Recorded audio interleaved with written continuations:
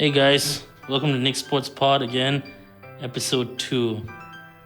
I'm so happy I'm being able to do this again with you guys, and I really, just enjoy being back here talking about football and everyday stuff that's going on. A lot of good stuff happening right now.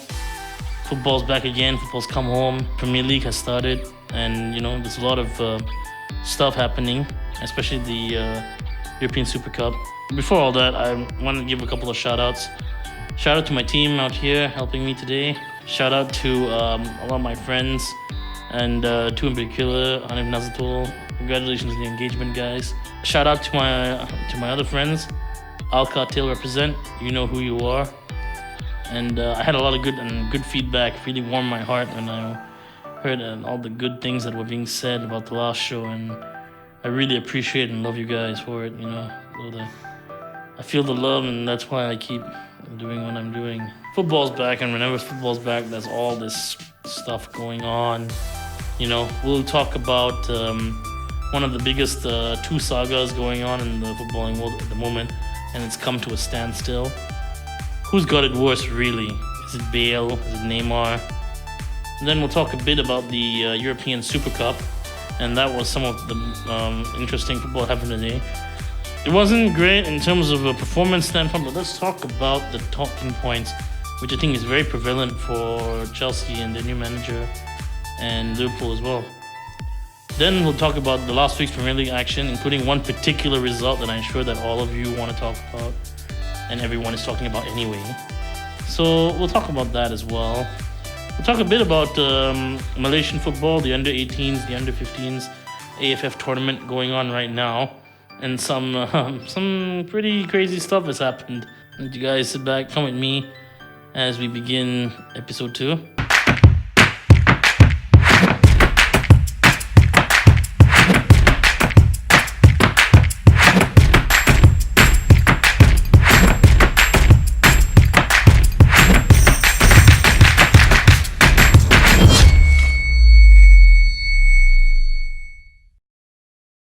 So, I think the transfer window has come to this sort of a standstill after the Premier League window closed. Highlights of the Premier League window last day: Manchester United sold Lukaku for about 70-odd million to Inter Milan. That happened, But actually, I think that's a good thing. I'll explain more later, but I think that's a good thing. A lot of money was being spent, but you know where money wasn't being spent? Liverpool. Liverpool signed no one. Zero. Well, actually, not true. They signed a free agent. It's called Adrian. Actually, that's also a very important signing. I'll let you know in a bit why that's an important signing. And then Chelsea can't sign anyone. So we had the picture of deadline day. Gary Cotterill sitting on a beach chair, in front of the Chelsea ground with no one to buy. So, that was Chelsea's window. And then we had Arsenal, and Arsenal had the best ending to the window, along with Tottenham. Now, both Arsenal got David Luiz on the last day and Kieran Tierney on the last day, the left back from Scotland, and David Luiz, you all know, from Chelsea, which is a huge blow for them. Then you had Spurs, who signed La Celso from Spain. He's an Argentinian player, and they signed another player as well for their team, which makes it 3 signings for Tottenham this season. Really an improvement over last season, where they signed nobody. But all of that eclipsed into the complete shit show and disaster happening right now before our very eyes, known as the Bale and Neymar sagas. Concurrently, both sagas are not linked by themselves, but both sagas have been running so intertwined, it's come up to the running competition in my favorite segment of what I'd like to call Whose Life is Worse, Neymar or Bale? It's hard to feel sorry for footballers, but then again, it's hard to feel sorry for billionaires and, very, very rich rap artists and, models and whatever Steve Jobs does. It's hard to feel sorry for people who make a lot of money, basically. But I think both players have their own thing going on right now. So let's timeline the Bale thing. Gareth Bale as you all know, has been in Real Madrid for some time now, and recently he's fallen out of favor with the returning manager Zinedine Zidane. There's irony in this because Zinedine Zidane arrived at the same time Bale was there, and there's a lot of this who likes who and what, and basically it all came to this like thing where everyone was basically saying, where Zidane basically told Bale, look, I don't want you here, you can F off. And Bale's like, well, as long as I'm here, you're paying my multi-million-dollar salary, so I won't F off. I'm just going to go to the golf course and play golf for a while you decide what you want to do. So the problem with the Bale situation is Bale's wages are impossible for anyone to take. A club has to go over and above what they're capable of financially to get a player like Bale. And right now, I think a lot of clubs are not in the financial health wise or the footballing need to have Gareth Bale as a player. So they'd rather just ride it out and see how it goes. Maybe he'll accept lesser wages. I'm pretty sure he still views himself as one of the top 5 players in the world. So he's having this issue. And he's not been able to move. He was close to moving to China, but that never happened. I think maybe because there's no like golf courses in China or something. I don't know. So moving away from the Welsh guy in Spain, we have the other guy who is the Brazilian guy in Paris. And basically Neymar has thrown a tantrum, and this drama has everything. This drama has like deceit, betrayal, like doesn't turn up for practice. He publicly basically said he wanted to move back to Barca, the team he left. Let's put this in perspective, huh? PSG technically didn't buy Neymar, you know. Neymar bought out his own contract. You know what a shit move that is to do to a team. Huh? It's like you don't want to be there so badly. You rather take all your own money to finance your move away from the club. Of course, he received compensation. PSG paid him a premium bonus and all these things and blah, blah, blah. So he more or less made up that money. But the point is that Neymar basically burnt that bridge with Barca. But now he wants to go back to Barca because he found out that basically he can't really will PSG to a serious Champions League push. So better to go back and team up with Messi, right? So now what's happened is Barca has bought Griezmann. They bought a lot of players, basically Barca. They don't have the money to buy Neymar. Or they would need to sell one of their other guys to buy Neymar, basically. And Barca are in a predicament where they don't even need Neymar, technically. But I'm sure they'll try something. And Neymar, basically, has gone on this hiatus, sitting around in PSG. And it's so bad to the point where PSG won a trophy the other day, a preseason trophy. Neymar tried to celebrate the trophy with them. One of the players pushed him off the stage and told him to fuck off, basically. They're like, you can't be here. It's like, you're not one of us, basically. It's gotten that bad, guys. This is like one of those soap operas or something that they like tell you about. The guy doesn't want to be there, but the guy wants to be there, but he's like, I don't know what Neymar's thinking. And Neymar's reputation has not been good. If you watched the last show, you realize that he's been in a lot of hot soup recently, So one can really tell what Neymar's future holds. He's not even had proper bids. No one's really gone out of their way to find him. So now the very important question is, who's got it worse? I think Bale has got it worse. Mainly because I think Bale hasn't done much wrong for Real Madrid. In fact, while Bale has been at the club, it's been the most productive time of the club's recent history. They've won 4 consecutive Champions League titles. He was very instrumental in the season before, winning them that Champions League. They've won a league title, and he's been contributing to that despite injuries. And I think with him, it's more of a culture clash, less than a footballing sense. So I think for him, he's got it a bit hard. Neymar has had problems wherever he goes, so it's always going to be that issue, right? So I don't know. Like Neymar's the kind of guy that it's a bit hard for me to think that he's got it worse than Bale. We'll see how it goes with their transfer sagas. Their window is closing soon. So yeah, that's the European transfer roundup. Let's move on. Next topic I want to talk about today. So I don't know if anyone was tuning in last night, but there was a very special little match going on known as the European UEFA Super Cup. For those of you who don't know, the UEFA Super Cup is the inaugural match between the winners of the Champions League and the winners of the UEFA Europa League. Both separate competitions, Champions League being the bigger competition than the Europa League. So the winners last season were Liverpool, Champions League, Chelsea, Europa League. A lot has changed for Chelsea since then. There's a new manager, Frank Lampard, hometown hero and all that. Eden Hazard left to Real Madrid, so they lost that guy. David Luiz went to Arsenal. And yeah, basically the team has been going through a bit of a renaissance, and there's like a new thing going on there. But still, they came this time to defend their European Super Cup. Now, we'll talk about a particular result that happened that had an influence this game.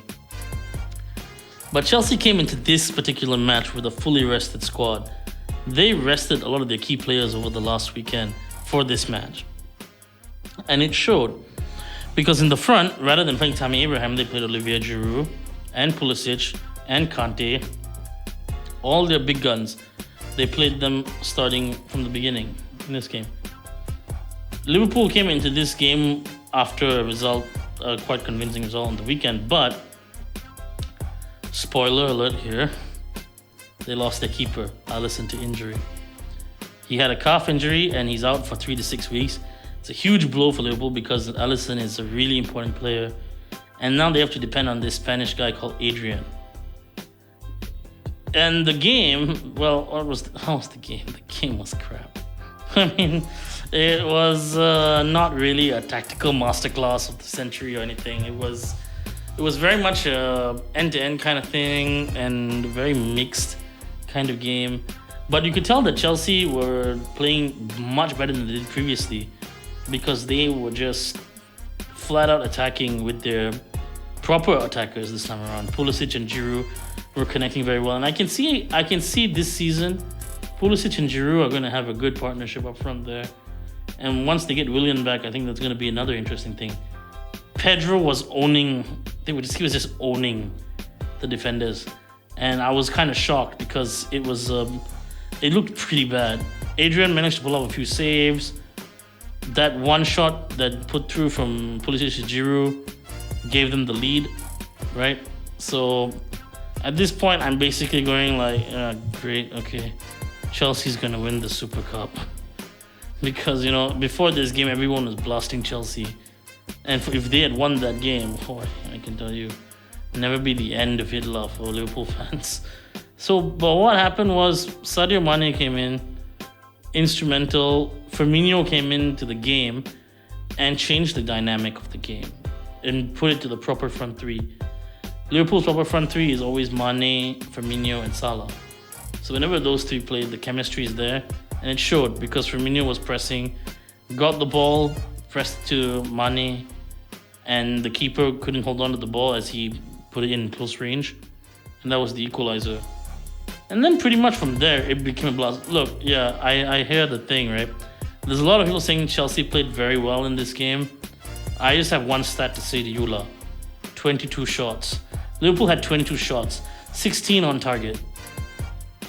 And we could only put one in regular 90 minutes. That was just how crap that whole game was. So it went on and on and on. And then we went into the extra time. Mane scored a very good goal. It was 2-1. Then a penalty decision, VAR. I had an argument recently on Facebook, and some people are very what's the word? Actually, not even Facebook, it's YouTube. So it was a Spurs related thing. And the Spurs fan basically was saying if there was VAR last season, Liverpool would not have challenged for the league. Interesting concept. I just want to bring up one thing. The Champions League has VAR. We won the Champions League. So kind of a moot point maybe. But statistically saying, even then, VAR doesn't impact the game as much as you think it does. And in this game particularly, there were a few decisions that we could have said either way that could be called by VAR, but it's totally down to the referee to whether to call the situation. And if even after that they said this is not a decision worthy of VAR and you still want to challenge it, I'm sorry, that makes you a petty person, not anywhere else. Because if you still can't accept, after all the video refereeing and the buzzer on the goal showing the goal line technology and the hundreds of replays going around, and you still can't accept that, and it's still a thing where you're saying that, you know, that the referees are doing this or that, then you're kind of looking for excuses. And this applies to everyone, Liverpool fans and Spurs fans and Chelsea fans and everybody, it applies to everybody, in my opinion. VAR is a tool for the referee. I think they've used it fairly. I think if you want to nitpick every single thing, then we might as well not play football. We might as well just sit down and play chess or something, I don't know. More focused, rule coordinated thing there. You know what I mean? It's a contact sport because of all the stuff. Adrenaline influences decisions. Referee decisions, player decisions. Yeah, obviously the guy shouldn't go for a 2-footed tackle, but you know what? He's gonna go for it anyway, because his blood is pumping and his body is saying to him, I gotta take that guy out, you know. Doesn't make it right, but it's adrenaline driven. The game is driven on your instincts and emotions. So I didn't see anything overtly that made it an unfair game. I think it was a pretty fair game. I think actually Chelsea got a lot of decisions that went their way. The penalty was definitely going their way, and they got it, they equalized from it. You know? So, I mean, fair lah. The reason why I bring it up, because they went to the penalty shootout, right? And everyone was scoring their penalties. And then Tammy Abraham stepped up for Adrian. And basically, Adrian was like supposedly off his line a bit. And they're like, oh my god, VAR should have been called for that. That penalty should never be allowed. Blah, blah, blah. And I'm like, guys, like, don't watch football, go do something else, read a book, you know, attend a Tony Robbins seminar, you know, eat nasi kandar, I don't know, live your life instead of wasting your time, please. This is a small thing. Like, you want to make a big deal out of it, we will spend the rest of our lives talking about it. So that's how I felt about that. And, you know, Super Cup ended, Liverpool won the trophy, I'm happy, I guess. Would it be important if we didn't win this trophy? I think every trophy is winning. I was gutted when we didn't win the Community Shield. So for us to win the Euro Super Cup, I'm pretty happy.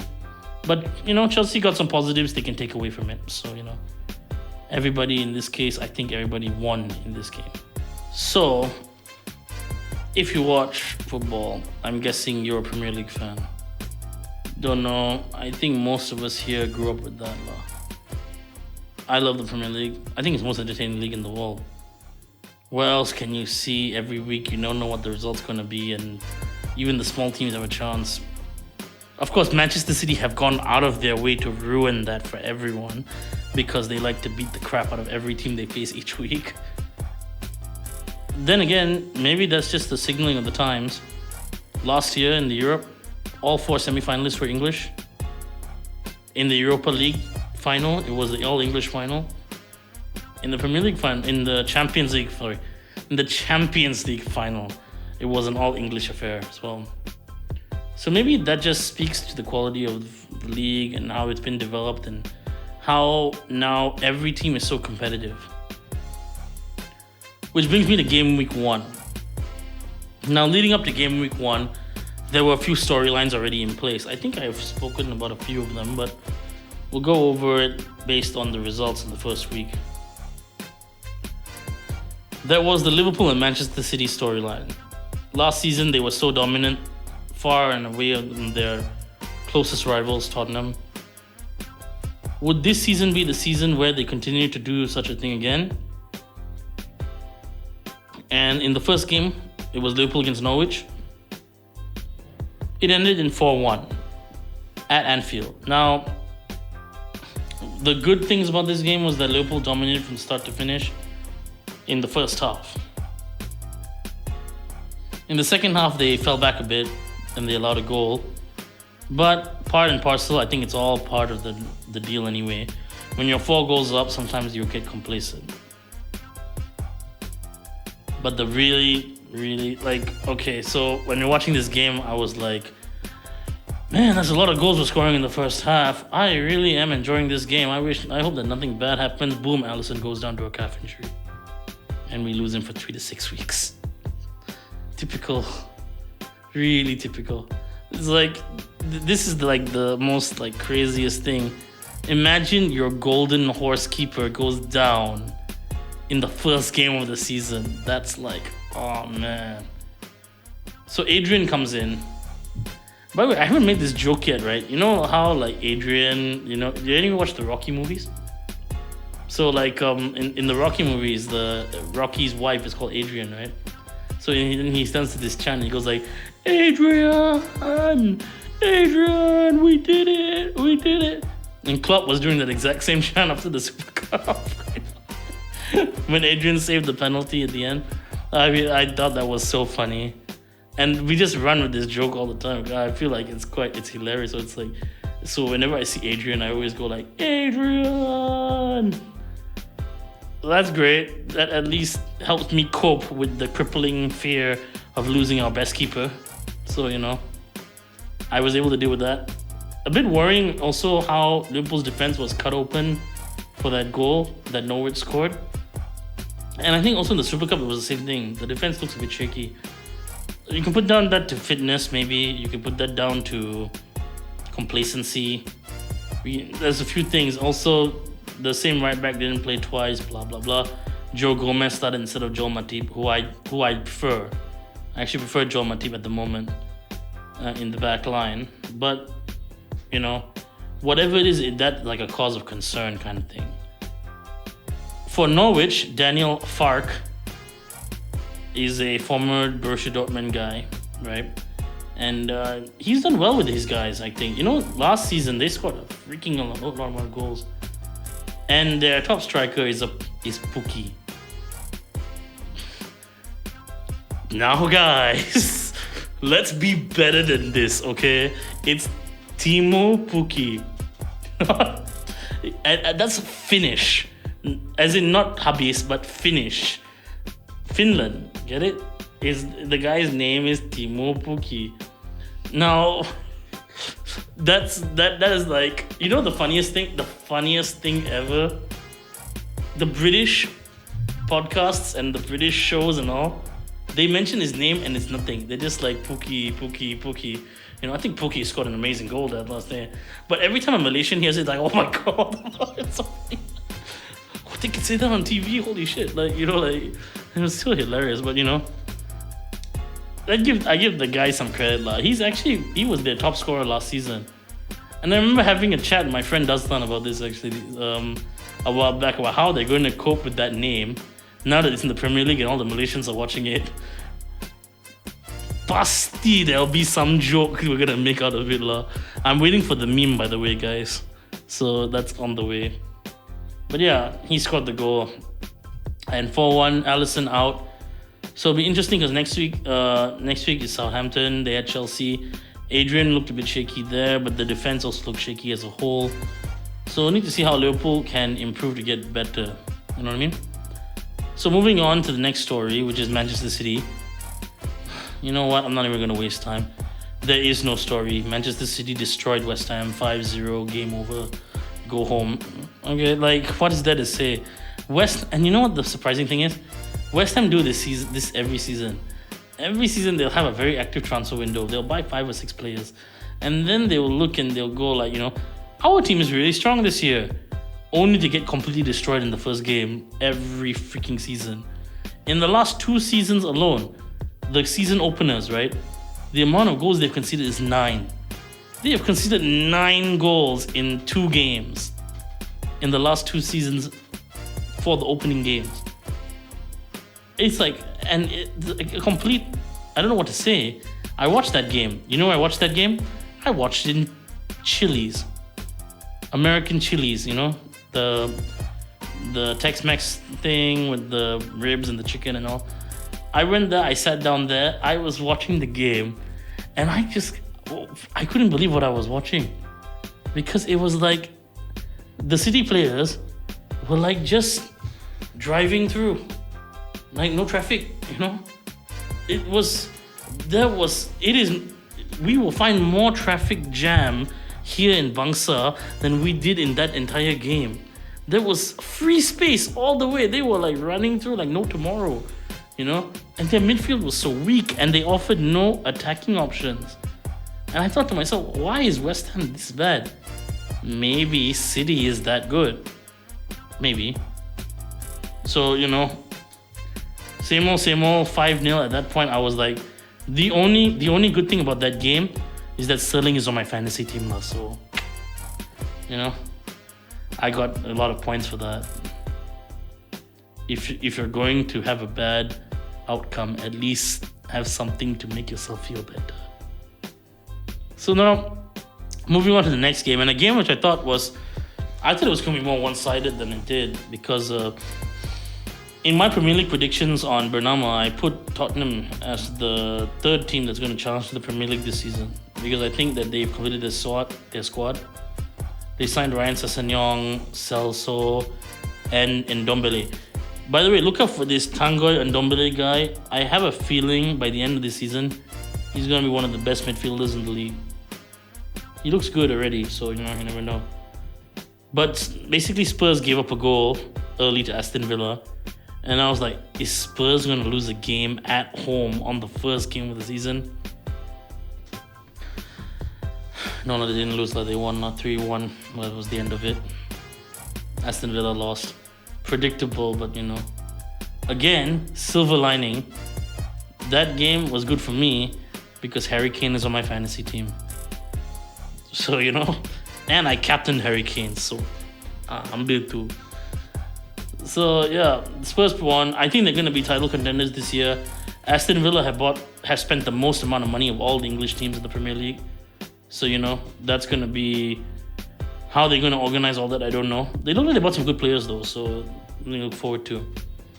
Then we come to day 2 of the Premier League, and Arsenal beat Newcastle 1-0. Okay, Aubameyang scored. That's good. He's continuing his fine form of scoring. So for him, I think that's a great thing. I think Arsenal are going to play their new signings soon. So once they field their new signings, I'm very curious to see how they do. Because as we all know, in game week 3, the game I'm fearing the most is Arsenal. Because in game week 3 is Liverpool against Arsenal, and I'm not looking forward to that game. Mainly because we have kicked Arsenal's ass so many times in the last 3 seasons. I'm very concerned that they're going to look for revenge law. But we know, who knows what's going to happen. We'll check it out, see how the results go and all.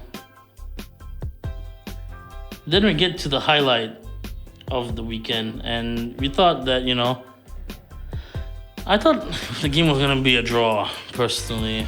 But not because the teams are bad. I thought they're good teams, so maybe they match each other out. But, holy crap. United fans, listen. I think the best thing that has ever happened to you guys is that you finally sold Lukaku. I think that has made like awakened Rashford or something. He's like suddenly now experienced Nirvana, and he's like, I am the only striker now. So, you know, he's going to be good. I mean, of course, Azpilicueta made mistakes, blah blah blah. But the point is, on a week where everyone was saying, oh, United fucked up because they didn't replace their striker, they didn't buy a backup option, they don't have enough depth, blah blah, transfer window, all these things. Was it really that bad a transfer window, really? I don't think so. I don't think Harry Maguire is the second coming of Maldini. Speaking of which, yeah, I didn't need to mention this. How come the funny thing is, City won 5-0, right? And Liverpool won 4-1, and Tottenham won 3-1 and all this. and all of that, and Arsenal won, and I was looking at all the papers and stuff like that, but there was no mention of any of these games, because the only mention of it was United, and the only mention of it was basically all the United fans coming out on Facebook and in the newspapers basically saying the United revival back on, the United's back, and Harry Maguire is the second coming of Maldini. Guys, Harry Maguire is good. He's good. Okay. 80 million inflation price, but he's a good defender, not bad. He's not Paulo Maldini yet. I wouldn't say that. And Rashford is also good. Fantastic player, great. I don't think it's Thierry Henry or, Ruud van Nistelrooy or anything, but he's a good striker.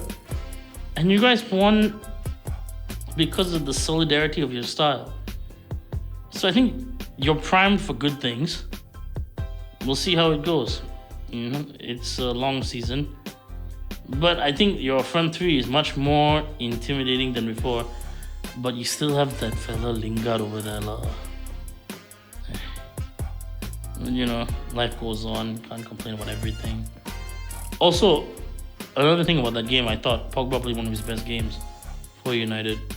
Very interesting that he played that well despite actively trying to get out of United this last week or so. I think Ole Gunnar Solskjaer is a centimeter away of convincing him to stay for another season. It's just a matter of coaxing the guy. But yeah, United fans had a very good weekend, and the transfer window problems are kind of put to the side for now. Good, and Wan-Bissaka is a good player also.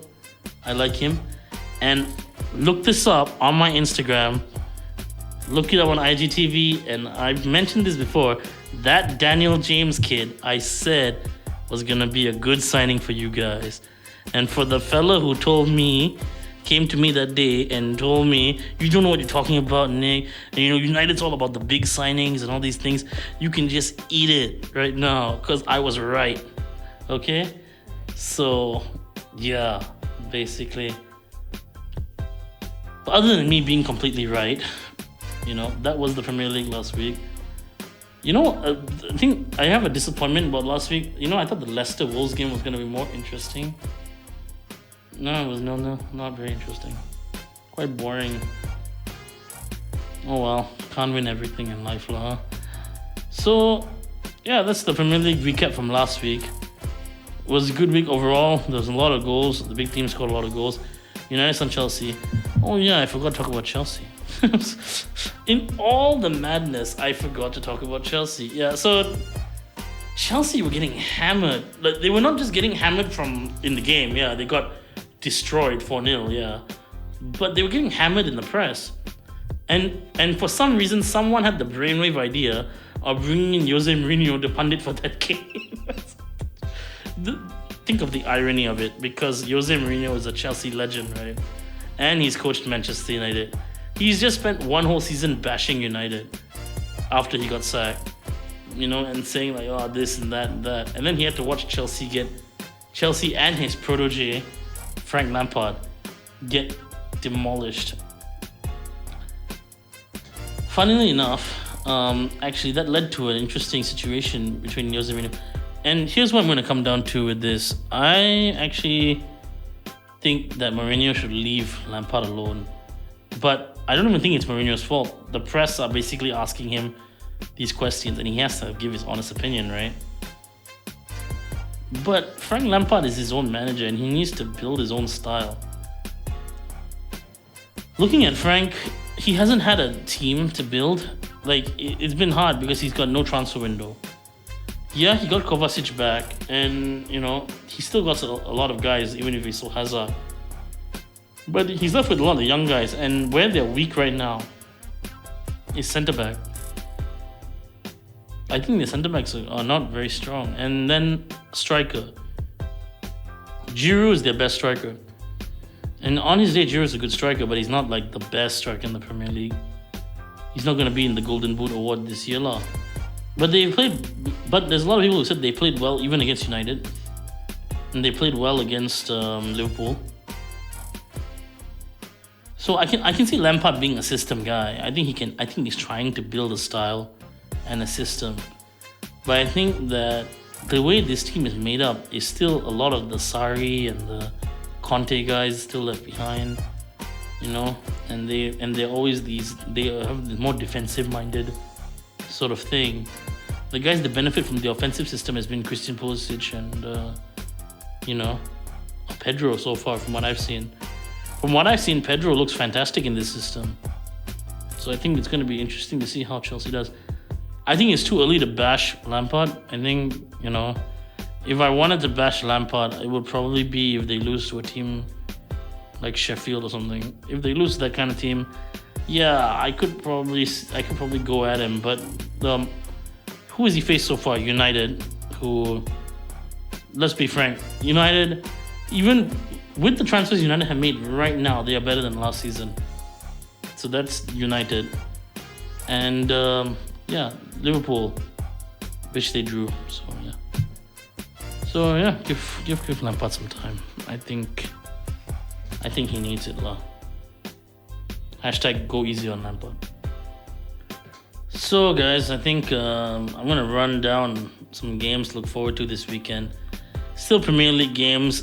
When the La Liga and Serie A seasons kick off, I would like to talk a bit more about that and also mention some games I'm looking forward to in those leagues. But for today, let's talk about Premier League because it's game week 2 upcoming. So some games I'm looking forward to. I think the biggest game I'm looking forward to, I was just talking about it just now, Manchester City against Tottenham. Big game. I think both teams are title contenders. I think City are in the driver's seat. Watch out for Spurs. I think they've got a good midfield this season, and they're going to be pretty much up there. Spurs have always had this thing where they've been close, but they've never really been able to hit that, prime title-winning form that dominates the league. So this City game could be the thing that turns it around for them. So look out for Manchester City and Tottenham. I think it's going to be a huge game. And of course, another game that I'm looking at is, I think, a very important game and very close cause to my heart, as I mentioned earlier. Let's face it, guys. We need to protect Frank Lampard. And I think it's about time, Hashtag save Frank Lampard. He's in a very dangerous environment right now, which is the Chelsea managerial job. He's facing a lot of pressures. And this week he's facing Leicester City. So have it in your heart, Go easy on Frank Lampard. Show him some support. Because, could be very soon, if Roman Abramovich doesn't like his job, he could be, out of a job. So, yeah. Again, hashtag save Frank Lampard. So, other games I'm interested in, obviously, personally, Liverpool, Southampton. But that's because, obviously. And, Arsenal's playing Burnley. That's an interesting game. I say interesting because it's, interesting. A game that could have a lot of say this season in the European spots, and maybe even if United want to continue their fine run. This weekend is United's big test because it's Wolves. Why I say it's a big test? The last few times that Wolves have played United, they've given them quite a tough game, and Wolves have been a really tough team for the top 6 teams. They've been really tough. They're very hard to beat, and Wolves are playing at home this time around. United are going away from home. So, very interesting game, I think, upcoming there. So, yeah. That's your Premier League roundup. Just, be interesting. If anything major happens, I think we'll talk about it on the next show. But, for now, that's the games that I'm interested in the Premier League. So, guys, last couple of things I want to talk about, and this time more towards our Malaysian sports arena. Malaysian football, to be exact. The Malaysia Cup's going on right now, and a lot of good matches have happened so far. Just to break it down for you, JDT is 6 points. They're dominating. as usual. What more do you want, right? Terengganu 6 points. They're in the top of their group with Kedah and PKNS fighting for the second spot. Then you've got you guys, Pahang, also 6 points. They're a really good team as well this time around. I think Pahang, Perak, as I've said before, Perak's a strong team as well. So I predict they're going to come out of their group. Selangor, which is my team, 4 points in the group. Nothing good yet. The Malacca, PDRM, Felda all in one group. They still have a chance to go through. They're the top of the group, but they have the biggest margin for error. So hopefully Selangor can pull through and make the next round. The Malaysia Cup's interesting for me because it's always a major competition at the end of the season. Lots of good teams in this tournament. I would say some of the best teams are in this tournament right now. So been very interesting to watch. It's only been 2 games so far, so keep an eye on it for sure. I think JDT will want to win the Malaysia Cup this time around, but you never know. You've got Pahang, you've got Perak, you've got Terengganu. These 3 teams are quite strong, so I think they're going to have something to say about it at last. Or maybe Selangor will win it. Maybe. Hopefully. So yeah, moving on to the next thing I wanted to talk about. I don't know if anyone's been watching, but the AFF under 15s and under 18 tournament's been going on.